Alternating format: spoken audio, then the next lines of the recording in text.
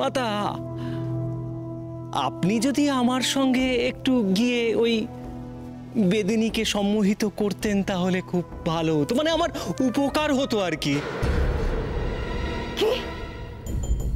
তোর আবদারে তো শেষ নেই দেখছি। তোকে আমি একটা উপায় বলে দিলাম, আর এখন তুই সেই কাজ আমায় দিয়ে করাতে চাইছিস। যা, দূর হয়ে যা আমার চোখের সামনে থেকে এই মুহূর্তে, এক্ষুনি।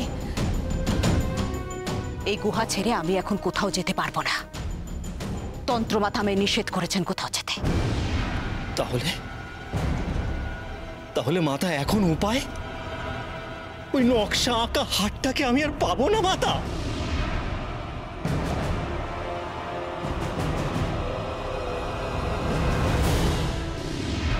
তাছাড়া রাজকুমারী সুধার কথা ভেবে আমি একটু দমে গিয়েছিলাম।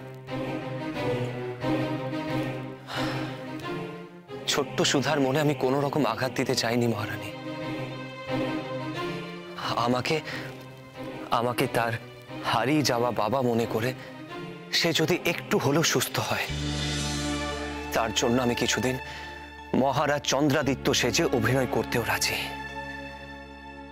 আপনি জানেন মহারানী, আমি এখান থেকে পালাতে গিয়েও পালাতে পারিনি। কেন জানেন? সুধার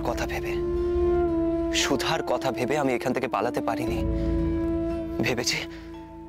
ভেবেছি পারুলকে সব বুঝিয়ে বললেই হবে, কারণ পারুলের মন দয়ায় ভরা।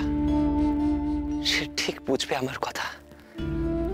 সে তার সেনাপতি মশাইকে ঠিক বুঝতে পারবে।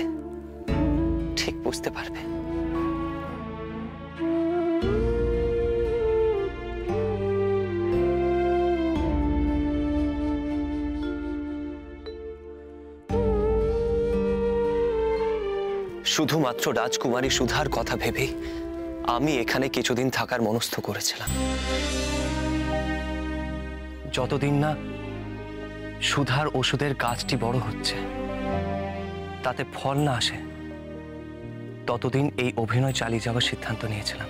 আর আমি জানি আমি সঠিক সিদ্ধান্ত নিয়েছিলাম, কারণ রাজকুমারী সুধার জীবন বিপন্ন করে আমি এখান থেকে কিছুতেই যেতে পারি না, কিছুতেই না।